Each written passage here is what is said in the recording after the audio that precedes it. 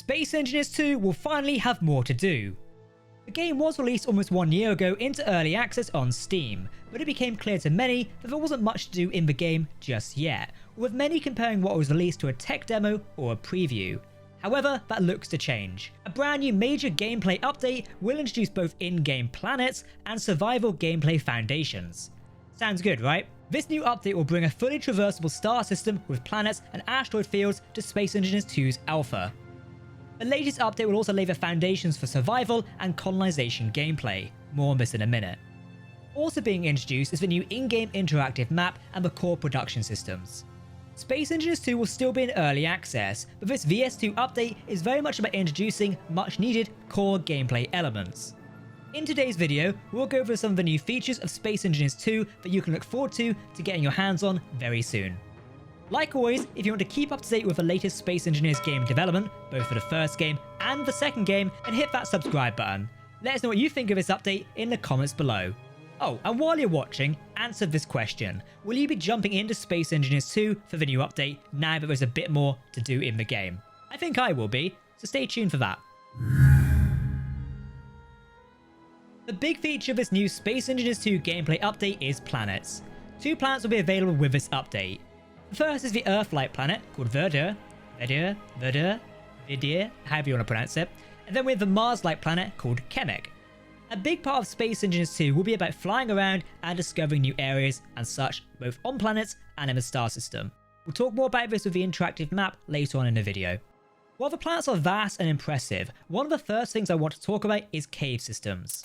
Since early development footage of Space Engineers 2, we have seen cave systems. In this video, on screen, you can see deep cave systems inside the Earth-like planet of Verdure, where ships can descend into them and then players can walk around. It makes you think you'll be able to explore these areas, but also build an impressive base or hideout. Imagine pirate bases or hidden fortunes being kept deep underground. I'm not kind of thinking of like a giant vault door opening to reveal a hidden underground base. Who's going to make that first? If you do, send it to me. Come and join my Discord and show me your Space Engineers 2 builds. The planets do look very different compared to Space Engineers 1. Straight away, we can see a higher standard of quality in the new game.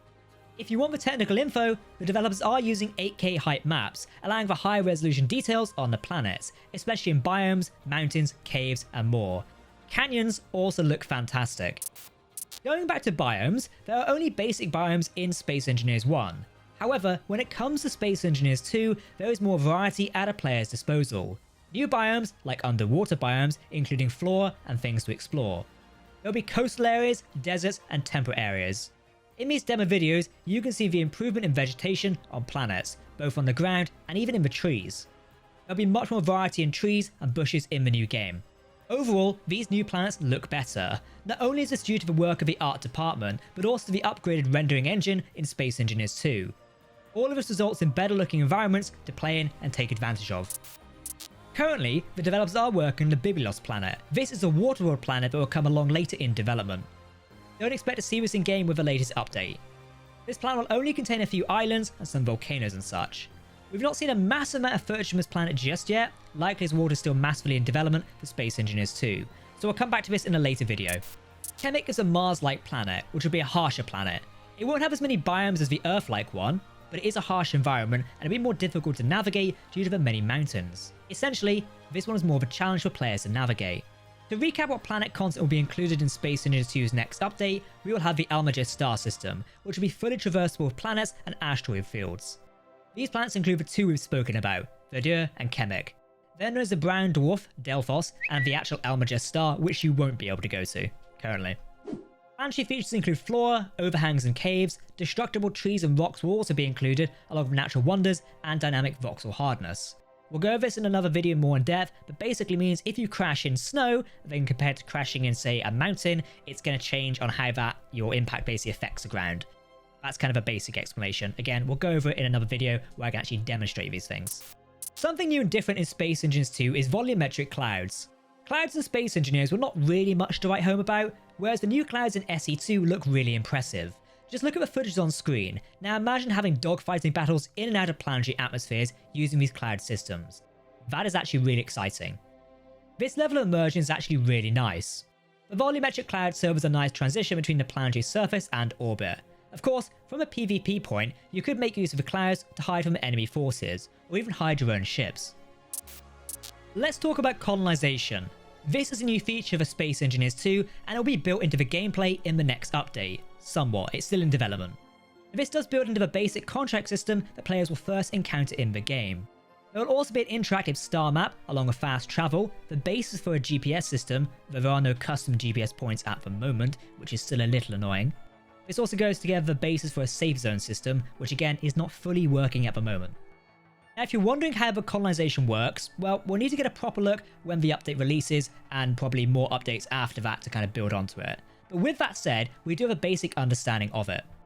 Implementing Colonisation into Space Engineers 2 is still a significant work in progress task. Gerd, the lead game designer, has shared that Colonisation works as a progression through the whole star system in the game. As for player, you're one of the first people to go through the Almagest star system to explore and also colonize it. This builds into the contract system, so you'll be tasked with engineering new places to build the foundations for what to do. It sort of gives players something to do, which has been lacking in Space Engineers 1. Tasks will include repairing bases, exploring into deep space, and much more. Naturally, like the first game, you can just do whatever you want, so if you want to make your own storyline or just go off and build your own base, then you can do so. This is good to hear. I am glad people aren't being forced into playing a certain way. That was one of my fears of hearing about a campaign for Space Engineers 2. Personally, I like making my own story, going off and losing my own ship or blowing myself up and things like that. But also, I do like a campaign as well. So as long as I'm not forced down one route, then I think that works really nicely. Fast travel is a network that will exist in Space Engineers 2. While the jump drive will come as a late game block, in future updates, the fast travel network will be connected through NPC stations. These are core stations that govern each sector. Again, look at the map. And from sector to sector, they are going to be connected by jump lanes. It's said that these core stations will guide players through each sector, revealing new parts of the story and the game's progression. Again, this is likely still a big work in progress and hasn't been fleshed out just yet. I'm actually rather excited by how this may work. I've shown a bit of a map in this video. This is a new feature for Space Engineers 2, and it's not something we've had in Space Engineers 1. Now we'll show you where you are in the game, how much you've colonized, and where the nearest jump lane is. A fog of war will be in place, so you need to go and actually explore to reveal more of the map. That I kinda like. The map does look really impressive, and I personally can't wait to test it out. Hopefully, once GPS locations are fully implemented, it will make finding locations, and probably your friends, when multiplayer comes around, a lot easier. I can only imagine what modders will do with the game once they get their hands on it. As survival mode is a big thing for this update, let's talk about resources. You'll need these actually to build things, of course. Resources are different in Space Engineers 2 compared to the first game. Now, a resource distribution system is in place. As such, higher tier resources like gold will only be found in specific sectors and locations. This means you'll need to use the interactive map to actually locate these things. So let's talk about survival mode. One of the big features is backpack building. This, as the name suggests, means you can build blocks and items from your very own backpack, but it seems to be only simple components from natural resources. We'll need to test this one to see how it actually performs in-game. Additionally, the new update will introduce basic production systems and manufacturing. Grid power systems and swappable batteries, block construction stages, consumables for the likes of hydrogen, energy and health, as well as finally having the jetpack H2 usage for the boost mode and energy for non-boost movement. Ore detection will be included, which is a key part of survival gameplay, so kind of a no-brainer there. Now, don't worry, the world will not be fully empty, random encounters will be present, so for now, those will be non-dynamic, non-AI, and non-NPC. Yes, it is basic, but at least it's a start and it's something. Don't get me wrong, I would love if there was more, but we'll take what we can get at this point. Of course, we'll cover survival more in depth once we actually get hands-on of it, as then I can actually show you the actual survival element of the game. One of the cool new features is projection building. Now, as the name does suggest, you are placing a holographic projection of a block instead, basically in its lowest build state. As such, this new feature makes planning and building in-game, particularly in survival mode, feel much closer to creative mode. The goal here seems to be making building more accessible for players. Think about it in survival. You'll be trying to build a small drill ship to gather resources, but it can be rather difficult to gather all those resources and then decide on a design. It seems that with the new system, you flesh out the idea of what you want to build before committing resources. Mirroring, aka symmetry, is also part of a projection building system. Now this will massively help construction in survival. We've all built something, only to realise we'll block out and have to start the whole thing again. I'm a big fan of this addition to survival gameplay. Another feature of this new system is auto-generated support blocks, so when you place a new grid or projection, the game will now automatically provide support blocks so it doesn't crash down to the surface. And this is shown on screen. It's one of those quality of life features that in theory should make survival gameplay a lot more enjoyable for those actually playing it. Copy and paste is also part of the projection building.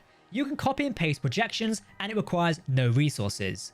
The tool is also great for adding modules to ships and such, as well as copy and paste, undo and redo are also part of this new building system, just like they are in creative mode. So if you do screw something up, you can hit Ctrl Z and Ctrl Y to undo and redo your changes, just like building in creative mode. Simple. Now, projection building seems like a really cool idea, but I do wonder if it takes away part of the challenge of space engineers.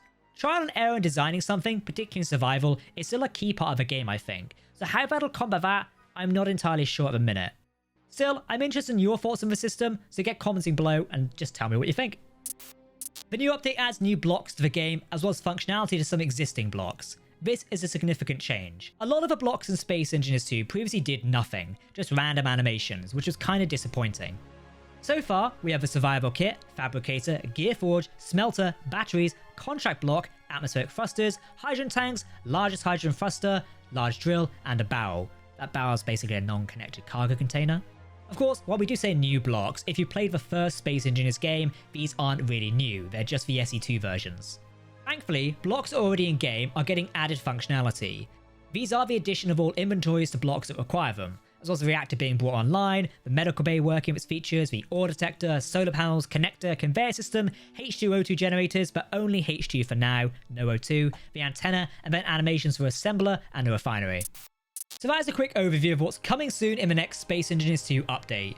It's looking to be a big one for the game, and hopefully will be a stepping stone into Space Engineers 2 actually becoming more of a game to play, rather than what has just been described as a tech demo preview. Hopefully the doors will be able to work correctly, that's all we're asking. Obviously I'm joking around, it'll be good to see the game get going properly. But of course, you know, the doors. Anyway, if you want to see live coverage of the update, hit that subscribe button, and I'll see you on Monday, December 1st at 18:30 GMT for a brand new live stream about the update. Yep, we'll be trying Space Engineers 2 Survival firsthand, so you'll get to see my first live reaction to the brand new element of the game. Exciting, right? Okay everyone, I've been Captain Jack, thanks for watching, hit that subscribe button, and I'll see you next time.